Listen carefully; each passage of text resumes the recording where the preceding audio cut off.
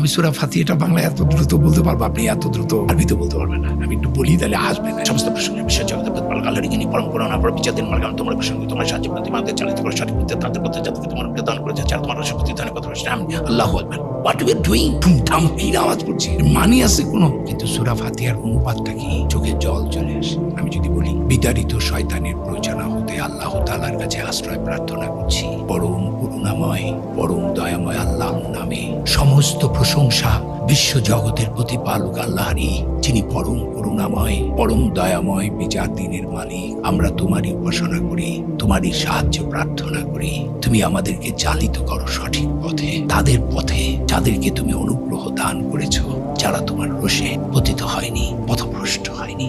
আমি আউযু বিল্লাহি মিনাশ শাইতানির রাজিম। বিসমিল্লাহির রহমানির রহিম। আলহামদুলিল্লাহি রাব্বিল আলামিন। আর রহমানির রহিম।